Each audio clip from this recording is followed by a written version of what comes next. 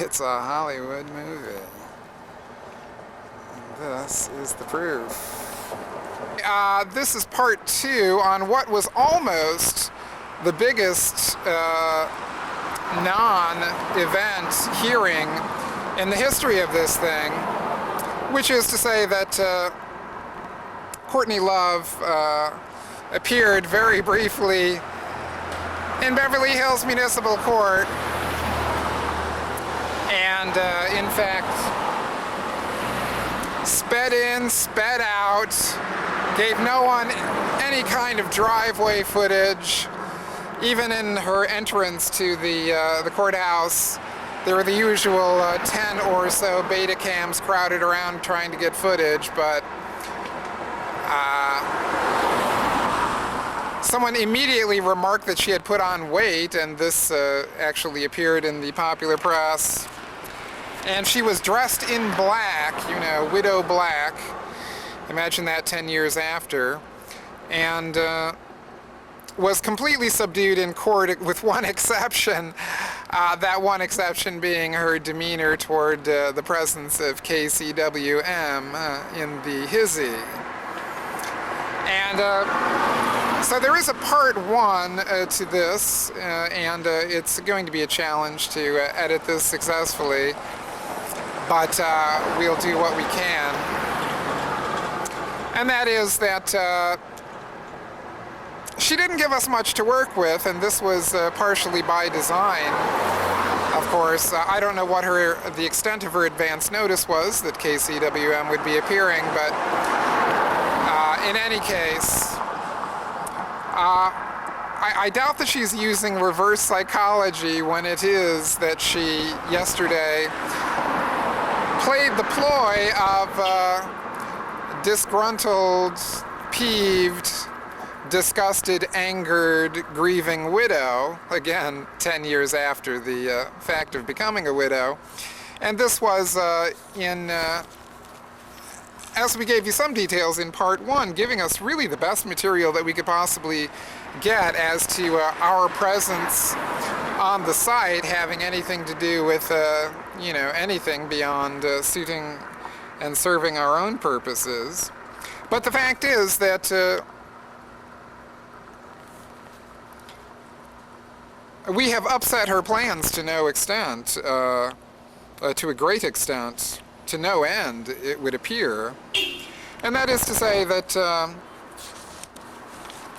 this whole thing is designed to be really the 10-year mark and the end of a very significant chapter, that being the first 10 years post-Cobain for the WID.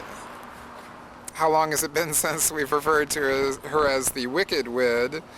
But, you know, being up and down the West Coast as we have been these last 10 months or so, we certainly got a feel for the westernness of it all.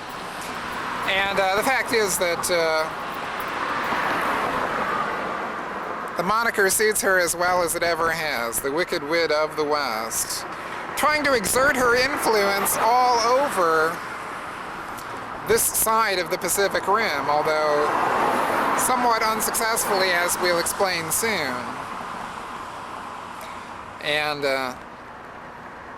so, you know, we entered the courtroom of Judge Eldon Fox only moments after Courtney Love, and saw her stage right. Out of the 3 sections, there are 2 small sections on the side and 1 main section of 3 rows in the middle. You know, the gallery, the audience of the Eldon Fox courtroom on the 3rd floor of Beverly Hills Municipal Court. And so we entered and saw Courtney Love sitting on the end of an aisle, on the end of a row, stage right. And so we did the safer thing and moved left and entered the center section at a safe distance, which was about 25 feet, maybe 30 feet. In the middle of the middle section, she was at the end of an aisle, a row, as I've said. So immediately, now I start to make notes on this. at 8:57 a.m., right after sitting down. And there was an admonishment by the bailiff to reporters specifically not to use cell phones.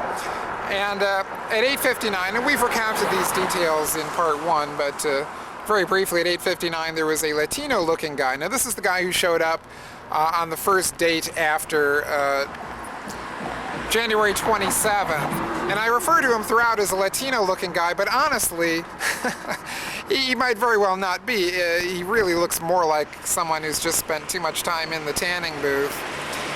And, well, we'll leave it at that, but we do refer to him as the Latino-looking guy. So he's very conspicuously pointed out in previous news footage as her new bodyguard, because, of course, when she was complaining about that Seattle guy stalking her with a gun, she said she couldn't show up to court because, of course, she had no professional bodyguard available. So at 8:59, this Latino-looking, thin security man is with Courtney Love in a huddle face-to-face. This was a minute or so, and then he sits himself next to her to sort of block her from my view, at least partially, so she moved over one seat. And then he eyeballs me for about 1 minute, and when I use the term eyeballs, I mean stares at me intensely, although, you know,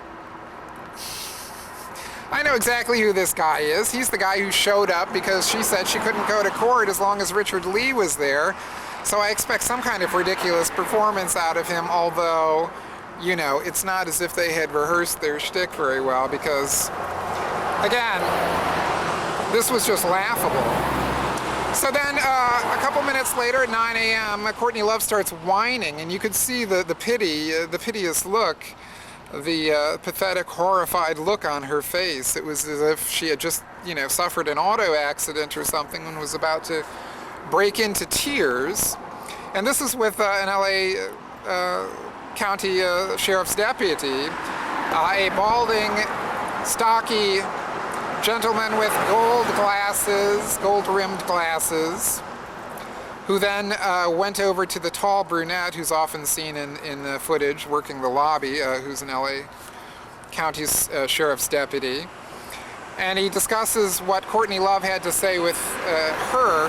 And Courtney Love has written something down and then looking over at me and, you know, again with the piteous face, is handing this person this business card or something about the size of a business card, and trying to compel him to do something in particular. So after discussing it with the other deputy, he then goes to a black-shirted or navy blue-shirted guy with stripes. Is he a Beverly Hills Police Department, I write? This guy gets on a cell phone, or perhaps it was a wired court phone. I think it was actually a wired court phone. And then the Latino bodyguard eyeballs me some more. At 9:03, the Beverly Hills Police is still on the call. His back is turned to me. This guy looks like Colin Powell. At 9:04, the bodyguard is giving me more eyeball. At 9:05, he's giving me even more eyeball. 9:07, Colin Powell turns around. He's still on the phone, and he's doing the same. I sort of laugh at the bodyguard. He looks away, so he sort of flinches away when I was able to break into a bit of spontaneous chuckling at all of his staring, realizing that it wasn't exactly making me bust out in a sweat. At 9:10, there were about 6 uniforms in the room, which, believe me, is a lot less than there had been previously. And whether they were there to bodyguard her against the Seattle guy, or whether they were there to just see the sights, I'm not sure, but 6 uniforms, 5 of them being sheriff's deputies, brown-shirted sheriff's deputies, was actually small compared to the last time. And then also at 9:10, the first sheriff's deputy, the balding guy, confers with the Latino bodyguard for about 1 minute. But nothing ever does directly come of this. Then we all take the Pledge of Allegiance. Rosenstein had sprung to his feet. That's Courtney's younger attorney. Rosenstein had sprung to his feet and had hand on heart early, trying to make a good impression on the judge, trying to earn that God knows what kind of fee from Courtney. I'll bet it's substantial for a person at his stage of his career. And then they get on with the hearing, which, believe me, was brief. Courtney was very polite for a change. And if I was to take a guess as to why that was, I would say that undoubtedly her new attorney, Mr. Rosenstein, said to her, Courtney, you know, I will take this case, but these are the conditions. First of all, you will pay me this, and you will pay it to me now. And let's guess that the bulk of it was up front because her reputation with creditors is worse than it has ever been. I mean, even as of yesterday, the big story was her $50,000 of indebtedness to a travel agency that showed up to serve papers. Travel agency that showed up to serve. If you really think that I'm giving you this parking space, pal, you're out of your mind. Get out of the way.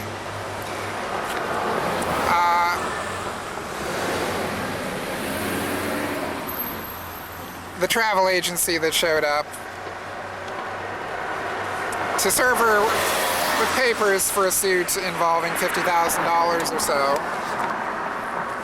And we have Mr. Martin, the attorney for the travel agency, on tape for you in part one. Anyway, so strange it was.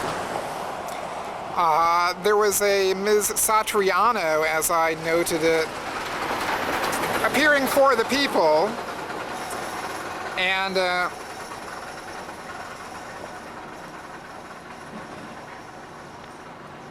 anyway, so Eldon Fox had to ask Courtney a few questions about having her new attorney, Howard Weitzman, for counsel. And there was discussion about being a close friend of her father, a close friend of her father. And then there was a trial date of November 3rd set. And Mr. Weitzman's quote was, "In my opinion, we won't be there." However, he was the one setting that date for trial, so go figure.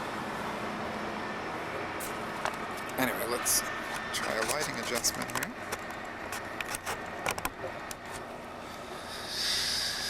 And that's not going to work.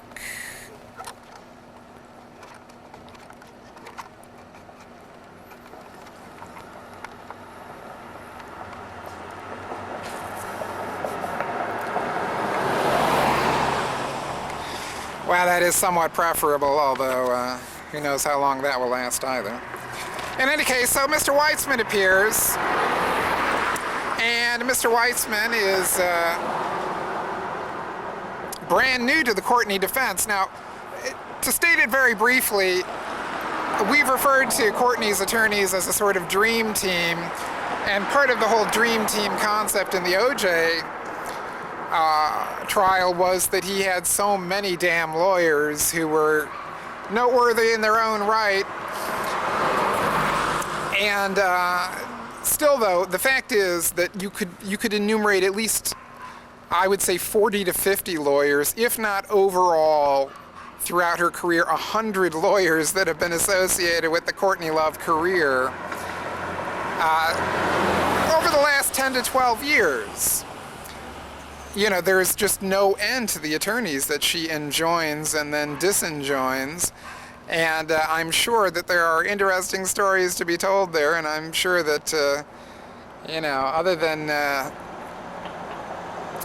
late career memoirs, we're not going to hear any of those because, of course, it's almost all generally considered attorney-client privilege. But, you know, for instance, when we cornered Mr. Ganego at the Temple Street Courthouse, he was willing to make it clear that, you know, he was leaving retiring, quitting the representation of Courtney Love, and it was not the other way around. In any case, it would be pointless to try to develop some sort of scheme for enumerating all of these attorneys and how they've left her. In any case, I would say that with Judge Fox, for instance, this probably has something to do with his immeasurable patience with her. It could also be that he's a starstruck guy and likes to, he was the judge on the Winona Ryder trial. And I'm sure all of these guys like to deal with life's winners and their problems rather than the more disgusting aspect of judicial practice, which is to deal with life's losers and their problems, which must get pretty sad after not too long a period of time. Like, you know, the first day of legal practice, when you realize it's almost all an endless parade of life's losers, right? So you can attribute it to that, but then also I think that you have to look at Courtney Love as the ultimate cash cow for the legal profession. You know, I mean, that Larry Flint movie, of course, had so many indirect references to who Courtney Love really is, and who she really is the ultimate client for attorneys. That is, she's got lots of cash and loves to spend it on precisely that. Pricey legal representation. And with the exception of the lawyers that she used to sue Universal, who have an action against her now, I can't recall any other attorney ever filing suit for not getting paid. So presumably the rest of them are smart enough to know that with this client, you got to get the money up front. But the serious part of what we're describing here is the new representation by Mr. Weitzman, and how it is that Courtney Love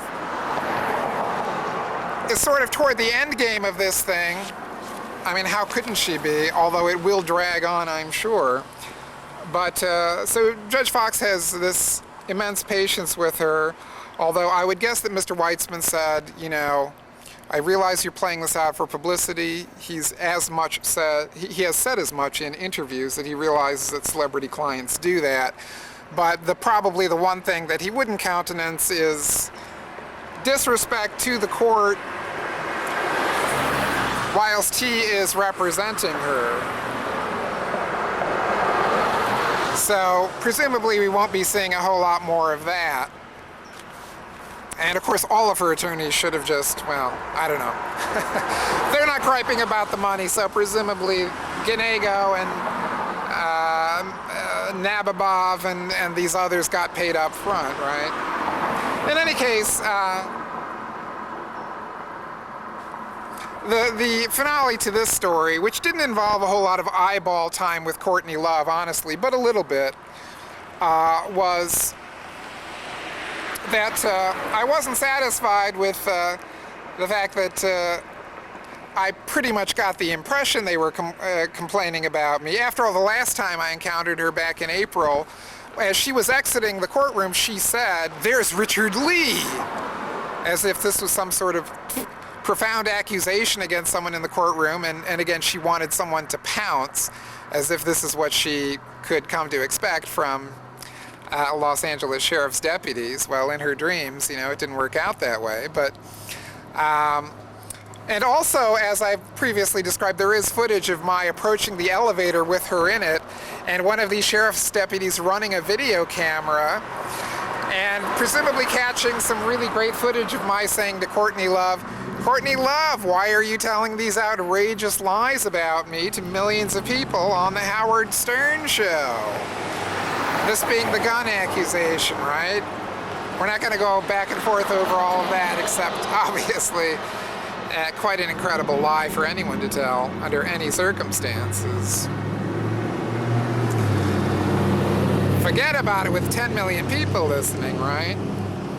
In any case, so we went back in, and we were delighted to find that in the courtroom of Eldon Fox, there was a Sergeant Initial D. Perez of the Beverly Hills Police Department, the guy I previously described as the Colin Powell-looking gentleman. And I sat down, and he didn't look too happy to be seeing me back in court, not something he really anticipated. And within 5 minutes or so, he had made for the exit, and apparently there was only one exit, unless he wanted to do something particularly dramatic, like try to make a getaway via the judge's chambers, which I'm not even sure is possible. I'm pretty sure it isn't. And so I was able to buttonhole Mr. Sergeant D. Perez of the Beverly Hills Police Department right outside the courtroom, and had a discussion with him where he was being a little bit evasive, but I think he decided in the 5 minutes during which he was contemplating how to handle the situation of my being back that, well, whatever happens, I don't want to be lying to any guy, not without authorization anyway. And so as far as the actual notes I have, the bit that I absolutely had to write down verbatim from our conversation was there a complaint? Put this in transcript form. Lee, was there a complaint by Ms. Love's security about my presence in court today? Answer, Sergeant D. Perez of Beverly Hills Police Department, quote, yes, there was. And I did ask him, whether you'll be coordinating with, or actually that's someone else. I asked him, if any further actions were going to be taken or contemplated as far as Beverly Hills Police Department working with the Los Angeles Sheriff's deputies to get to the bottom of what this complaint is and make sure, obviously that the safety and well-being of the celebrity were well protected. And he said no, they were not going to take any further action. And, if I thought that something along those lines should be done, then I should contact the Los Angeles Sheriff's Department, not the Beverly Hills Police Department. And I did ask him, well, Sergeant, are you typically here, or are you working with the court system on a regular basis? And he said, I work for the Beverly Hills Police Department. In other words, he may have been a representation from Beverly Hills Police for this particular event. That is the appearance of Courtney Love and the likely appearance of her alleged stalker.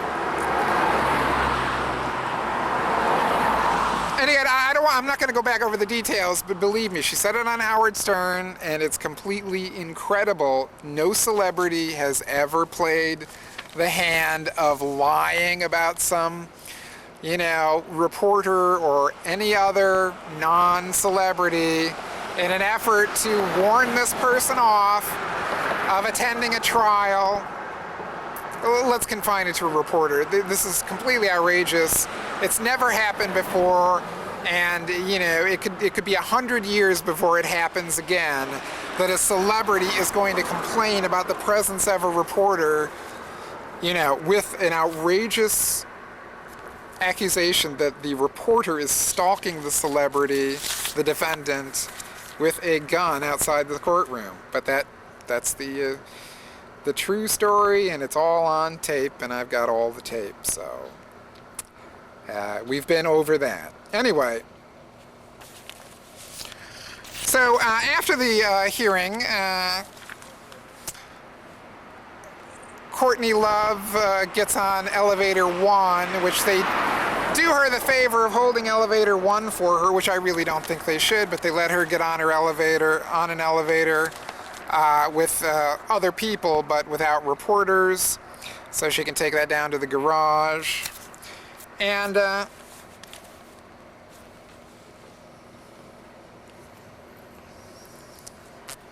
so I'm at the elevator. Alan, the guy from the court public information office, their PR guy, he's there. And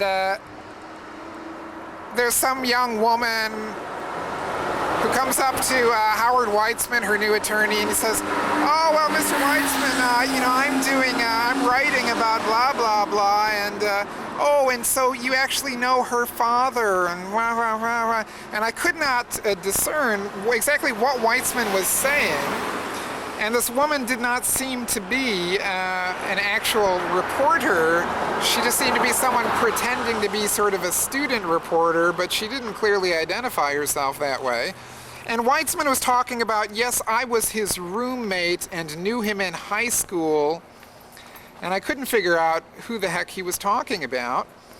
And I was very interested in this, though, because, you know, what is the conflict of interest? And when he said her father, he couldn't possibly be talking about Courtney Love and her bio dad, but she has so many other fathers, I mean, for instance, the garbage man, Mr. Menley, her former stepfather, is now, according to reports, one of the guardians, legal guardians of Frances Bean, the daughter, of course. Go figure. So I couldn't quite figure this out, and I get on the elevator with Weitzman and Alan, and they're chatting about this and that, and it just seemed like an aimless, contentless conversation they were having. So I interrupted, because it's only a three-story trip down, and said, "So, Mr. Weitzman, you're friends with Courtney Love's father, or whose father, sir?" And he wouldn't look at me, and he wouldn't answer. And then I reiterated it. Well, sir, could you just clarify what is the conflict of interest that was referred to, the potential conflict of interest that was referred to in court today? I didn't quite catch that. And he would not acknowledge me, and then he kind of turns to Alan and tries to resume this pointless conversation they were having, or contentless conversation. Anyway, it was quite clear to me that Mr. Weitzman was not very happy to have KCWM in the house. In fact, he was probably pretty horrified. And why is that? Why would this Los Angeles attorney of very high prominence be so disgusted at the presence of little old public access TV from Seattle? Well, for all of the reasons that you can figure. He knows enough about the media to know that perhaps our little program will go far beyond Seattle someday, and perhaps I represent the presence of, you know, investigative journalism, which simply does not exist except in trivial forms in any way surrounding this case, you know. I mean, everybody just covers these hearings, and, you know, the big investigative thing that I can even recall ever being done in this case is Pat LaLama, you know, poking around the courthouse to find out that, apparently poking around the courthouse to find out that the security concerns centered around the so-called documentary filmmaker, right? There is nothing else that really represents investigation. And that's just an impression I got. For all I know, she got on the cell phone with Courtney Love and got it straight from her, but on background, you know, don't attribute that to me, Pat. And, you know, I had noticed in the last hearing that after the hearing, Pat LaLama was actually embracing Courtney Love. That is, Courtney Love, walking to the elevator, put her arm around Pat LaLama's neck, you know, the celebrity justice reporter, and they went like head to head, you know, and there were like little words exchanged, and there was all this gal intimacy, you know. It was a defendant girl on court reporter, on legal affairs reporter girl action. And of course, I also described in part one here that, you know, Pat LaLama got a limousine ride around the block with Courtney Love at one of these other relatively trivial hearings. And just to reiterate it clearly for you, this was supposed to be the trial date yesterday. I've basically had it with the little preliminary hearings. Let's get it on. Let's hear that evidence, because, you know, we want to hear from the coppers, from Detective Schwab, all those Beverly Hills coppers, just how outrageous Courtney Love's behavior was on the night that she was arrested from her home.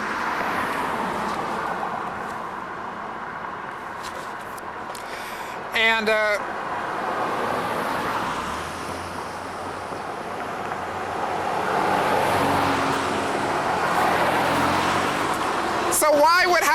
Weitzman be so concerned about the presence of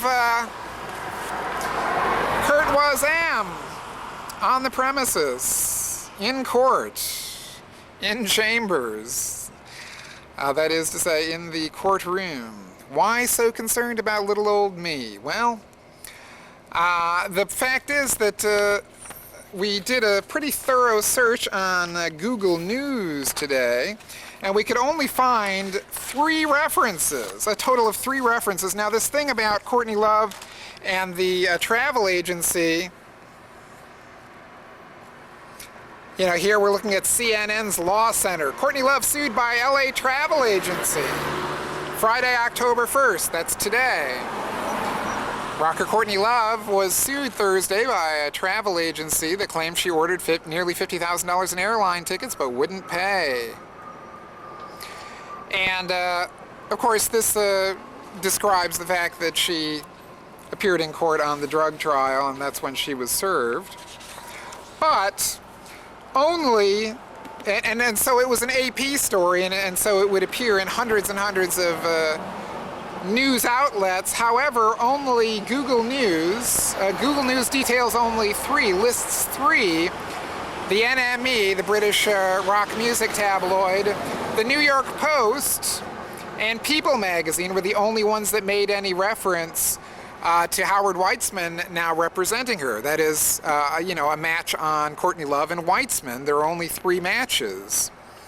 And so apparently NME has that blonde woman, the heavy-set blonde woman, and there was a Mr. Lee there, L.I., an Asian gentleman from the New York Post, and they were the only ones that reported this matter of Mr. Weitzman being Courtney's attorney. And then there's an online article on People that was just feeding off of their stuff and only mentions Weitzman, but in fact NME and the New York Post make mention of the fact of the conflict of interest, which is strange.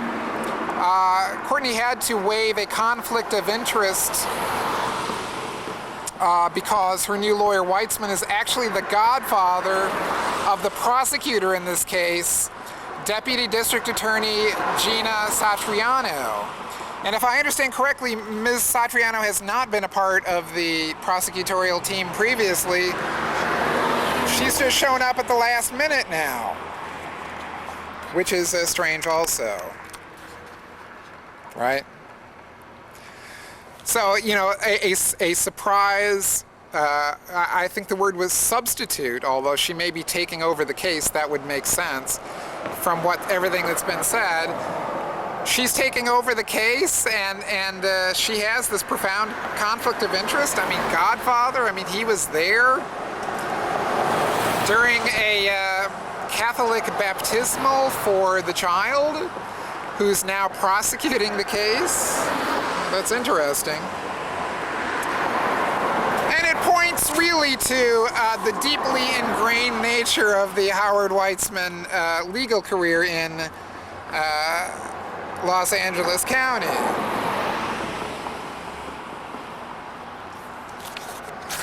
Although, again, this very interesting aspect is only pointed out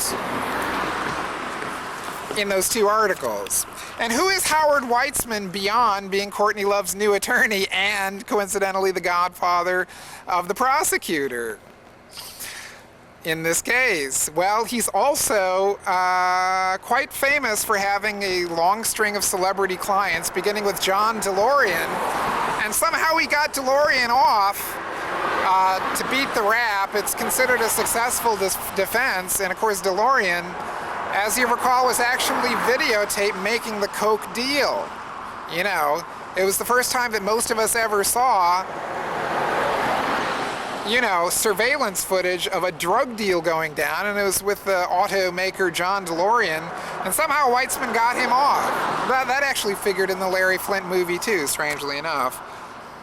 Flynt made some special move to expose some aspect of that tape, which is not clearly explained in the film. I can't recall what it is, but that was supposed to somehow represent investigative journalism by one Mr. Larry Flynt of Los Angeles County.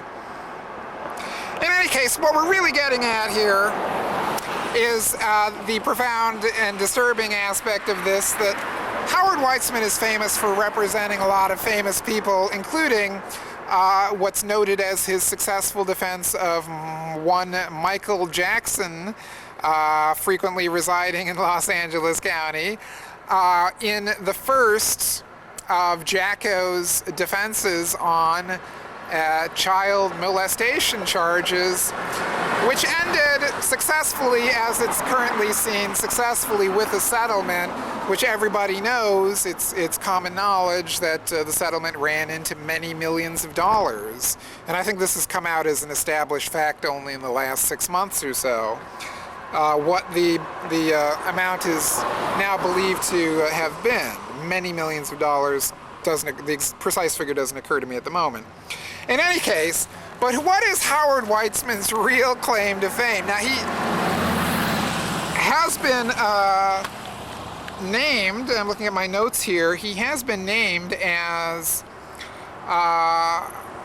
one of the 15 most influential, as one of the top 15 lawyers in the country by the National Law Journal. Wow. Recognized as one of the most influential attorneys in the nation, and he's also the recipient of something called the Jerry Geisler Memorial Award, which is given annually to the outstanding trial lawyer in Los Angeles County. He won both in '79 and '84. And we've gone pretty deeply into his resume for everything that's known online. But the most interesting thing for our purposes, clearly the most interesting thing, is Mr. Weitzman's, well, there are two, Mr. Weitzman's role from 1995, September 95 to September 98. Howard served as Executive Vice President, Corporate Operations of Universal Studios, then MCA. So, I mean, he's even been referred to in the show business press as a head of production at Universal MCA. And so he was one of the top guys at the end of the old administration, the old mobbed up administration, which was, you know, now mobbed up is not something that everyone goes along with. However, the general perception of MCA being a mobbed up corporation, especially as, of course, documented in the Dan Moldea book, this perception, of course, persists and was around for a long time. So it's something that could be disputed, but really is not disputed as a matter of common knowledge, that it's okay to say that MCA was a mobbed up joint. And, you know, we went on and on about this years ago, obviously. I mean, I was familiar with the Moldea book since it was first published, or since it was first a cutout on Crocs and Bertano's bargain bin table on Wabash Avenue, which was about 1985, was when I picked up my copy of that book, my first copy. Anyway, so it is very, very curious that he was picked as one of the top executives during the waning days of the Scheinberg-Wasserman, the Lou Wasserman-Sid Sheinberg partnership, which is important for many reasons that we're not going to go back over now. But the old MCA, you know, even before the Bronfmans stepped in, and that is curious beyond words in a lot of ways. I mean, this is a guy who definitely could probably, I mean, it's, as a matter of stating the familiarity involved here, this is the guy who you could say could probably get David Geffen on his cell phone, let's say 24 hours a day. Might be a slight overstatement, but, you know, I could probably try for years and never get a call through to David Geffen. I should try sometime. But Howard Weitzman could probably get him on the cell phone. You know what I mean? David Geffen, sure. Let me get him on the line for you. I think it would go that way. So, you know, who hired him or who impinged upon him. He's currently practicing copyright and civil litigation, so he says.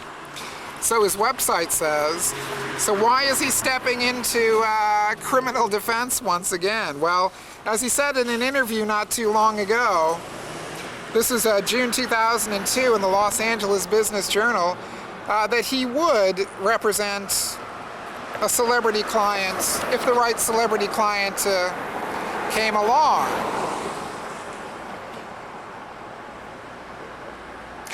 But the important thing that we're ambling toward rather slowly here is that Mr. Weitzman really, in the annals of crime, the thing that he will always be known for, and I didn't immediately realize it, but you know, because this was downplayed so much, it's practically was never, I mean, I have a fairly clear recollection of having seen it mentioned on the telly, but basically Howard Weitzman was excised neatly from almost all coverage of the O.J. Simpson matter because he got out so early.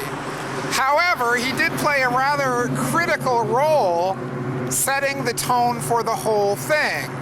And this is noteworthy, and I'm going to have to be careful about how I say this because I certainly don't want to have to end up in any courtroom explaining myself about what I had to say about Howard Weitzman. But, you know, with attorneys, criminal attorneys, you know, do they really argue cases, or are the highly successful ones sometimes guys who can put the fix in one way or another? And again, we'll go into this in detail, presumably the next time we appear for one of the court dates for the Howard Weitzman-led Courtney Love drug trial, or her assault with a deadly weapon trial. But suffice it to say that you're probably familiar with the story about Robert Kardashian. Now, Kardashian died exactly 1 year ago, October 1st, 2003. And Kardashian, of course, was very famous as the guy who put O.J. up in the days following his ex-wife's murder, the days immediately following. And then Kardashian exploded into the national consciousness with a bit of video that's almost never talked about.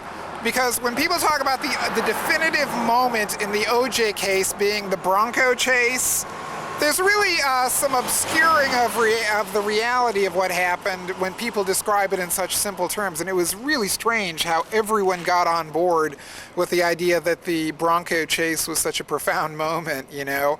Because what led into the Bronco chase was Kardashian on live, you know, coast-to-coast TV, as far as I understand it, and I saw it live. Kardashian reading a suicide note that was pretty clearly inspired or heavily influenced by the so-called suicide note of Kurt Cobain, which was only 2 months earlier. So, you know, in April 10th of 1994, you had Courtney Love appearing on television at length, in what I presume was carried live by MTV, reading that entire suicide note of Kurt Cobain. I can't say absolutely all of it was carried live on MTV, but I've heard people refer to that sort of thing. In any case, she was reading that suicide note. When has there ever been an event like that when a celebrity or anybody was reading a suicide note at length? And then 2 months later it happens again, and then it was definitely, you know, like a satellite feed that just exploded, you know, into the NBA playoffs, as I recall. They went to a split screen for the Bronco chase, as you may recall. And so Kardashian became very, very famous or infamous at that point as O.J.'s best friend, the guy that was trying to read this note so that O.J. on the lam, already with AC, would come on back, O.J. You know, don't kill yourself. Of course, it was essentially a suicide note, the O.J. thing. And of course, at that point, everyone had the perception, the idea that the prosecution never presented that has always been one of the real conspiratorial points about how O.J. got off. That is, people who run away usually are guilty, and prosecutors always point out that someone tried to run away because it makes them seem guilty, and yet that didn't happen in the O.J. trial. Of course, jurors probably saw it live, but it was not included in the presentation, and people have seen that as highly suspicious, that the defense was taking a dive.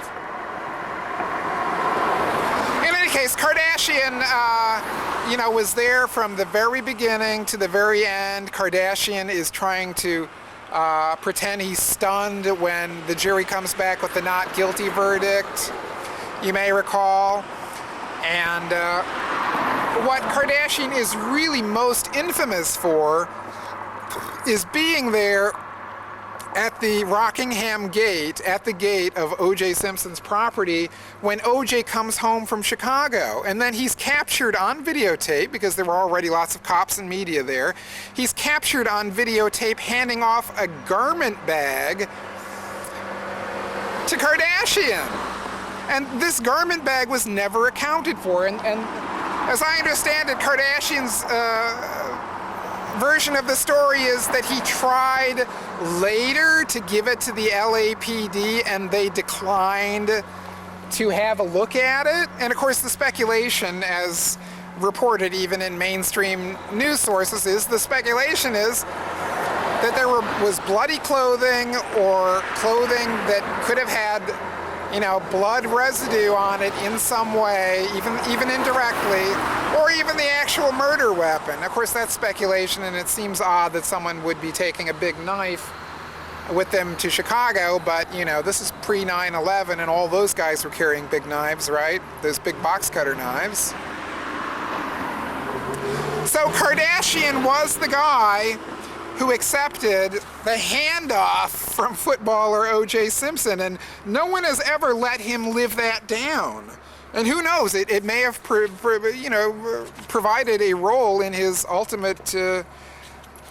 the ultimate demise of his health and his death at age 59 exactly 1 year ago. And of course, it was exactly 1 year ago, 1 year and 1 day, October 2nd, that Courtney Love committed the first of the violations in this case, which have led to these drug trials that have dragged on and on. Not that there's any connection, we're simply pointing that out. But what we're really meandering toward here is the fact that Howard Weitzman's name is all over the O.J. business in the strangest possible way. That is, when O.J. found out what was going down, who did he call? Who did he pick up his mobile phone and call? Howard Weitzman. Tuesday, this is from CNN, its official recounting of the O.J. thing. Tuesday, June 14th. News reports indicate bloodstains found in O.J. Simpson's vehicle and in his driveway match the types discovered at the crime scene. The vehicle and a pair of sneakers are confiscated. Rumors that a bloody glove has been discovered prompt the first denials from Simpson's attorney, Howard Weitzman.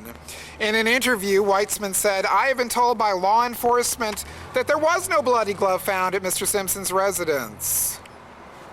And then if you click on Howard Weitzman and look up the definition of his bio as it pertains to this case for CNN, Howard Weitzman, Simpson legal counsel, withdrew in the opening days of Simpson case, citing his close personal friendship with O.J.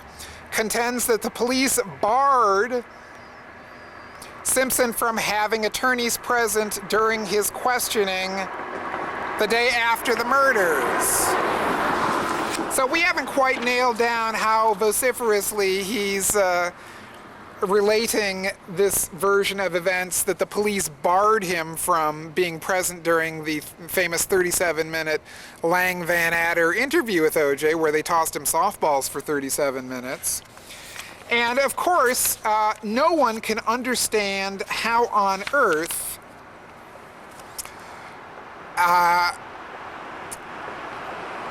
Mr. Simpson ever entered into this taped interview with Lang and Van Adder while he had legal representation that should have told him, OJ, you'd have to be out of your mind to answer any questions with these cops now, especially with that gaping wound in your finger, which makes you look like you just hacked these two people to death.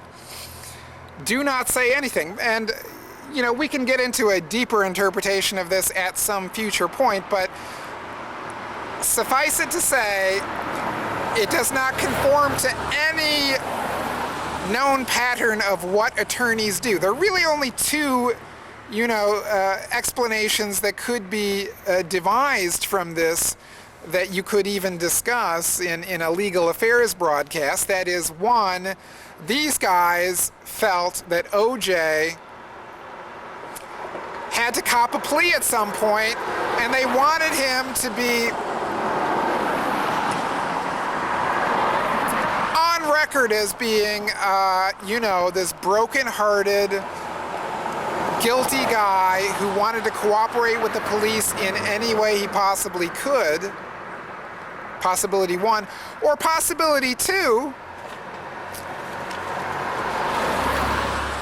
they were completely incompetent. They're the most idiotic attorneys, and we're talking about Kardashian and Weitzman at this point, who, and some guy named Skip Taft, the most incompetent attorneys on the face of the earth. How could they let their client, there is so clear an indication that he could give something away that it seems unthinkable. And then the third possibility, which is the possibility that you really would not see discussed in any way on a network legal affairs program, is that somehow, and believe me, the only one who's even hinted at this that comes to mind is a guy with enough stature in publishing to pull off a mention, which is Jeffrey Toobin of The New Yorker, you know, who covered the trial extensively. And only on one occasion I heard him say, you know, anybody who thinks that the police had a bias against Simpson is out of their mind. The only bias that the police ever showed against Simpson was against Nicole Brown Simpson. Because the way that the police handled that 37-minute taped interview with OJ somehow indicates that they were already completely bent on setting up evidence to let him off. Now, you know, I don't know that Toobin ever even put that down in print, but he probably did. And I don't know, but I would suspect that he's not in any directly way hinting that Weitzman was a fixer in this case. But I gotta tell you, the guy belongs in the Fixer Hall of Fame if he was able to fix that, doesn't he?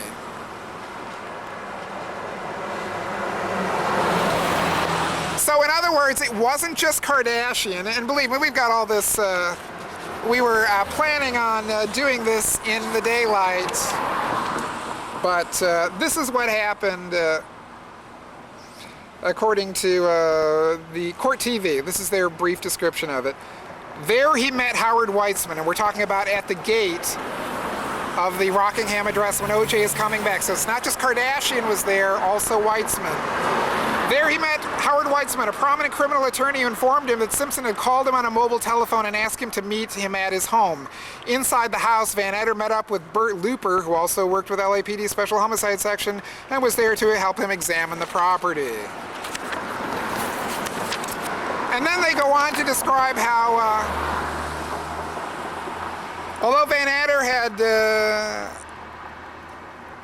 told Thompson that he wanted Simpson detained on his arrival, he never mentioned using handcuffs, and he quickly unhooked Simpson using his own universal handcuff key. As he did, he noticed that the middle finger of Simpson's left hand was bandaged. So in other words, Weitzman said, he was on the spot, and he said, "Why is OJ handcuffed?" And Van Adder said, "Yes, sir, I'll unhandcuff him right away, sir." And then what happened was that the cops wanted to, quote, wanted to interview Simpson, and with the agreement of Howard Weitzman, they arranged to travel to downtown Los Angeles to the Parker Center headquarters of the LAPD. At police headquarters, Simpson conferred with his lawyers, Skip Taft and other of Simpson's personal attorneys, accompanied Weitzman. Taft had been part of the welcoming committee at LAX earlier in the morning when Simpson had returned from Chicago and accompanied him to the Rockingham estate. To the amazement of the two police officers, Simpson's attorneys were quite relaxed about the officers carrying out an interview with their client, even the point of leaving Simpson and heading out to lunch. And I've been at Parker Center. I mean, I've even been in an interview at Parker Center. Believe me, it's not like there are fabulous places to eat right across the street. It's just in in sort of a municipal park area of downtown. There's no reason these guys couldn't have held off their lunch for 37 more minutes. The two detectives were widely criticized for the manner in which they conducted the discussion with Simpson. Most observers overlooked the fact that, as it goes on, that they needed to obtain blood samples from O.J. and a photograph of his finger, and they didn't have a warrant for that, but that doesn't mean they couldn't get a warrant for it. In any case, you see what I'm saying. Courtney Love not only has a dream team of lawyers, she's got what appears to be the dream teamer of all time on her legal team, heading up her legal team now. The guy who is able, I mean, this is one interpretation of what he did, and it's a reasonable interpretation, and don't ask me how he did it, and I'm certainly not saying that I know for a fact, but everyone I'm sure who's examined this case comes up with the same profound questions of how this could happen, that somehow, Weitzman was able to show up and tell his client to do all of the wrong things in protecting himself, and that it would all work out in the end because Howard Weitzman said it would. And it did. He gave up that blood, and then Van Adder walked around with the vial in his shirt pocket for some vast number of hours, leading to, of course, the plausible contention by the defense that it was not handled properly as a matter of evidence, and that, of course, this provided the basis of reasonable doubt that all of that supposedly, presumably irrefutable blood evidence was in fact refutable, because even though it was O.J.'s blood, there was ample opportunity for the cops to have planted the evidence.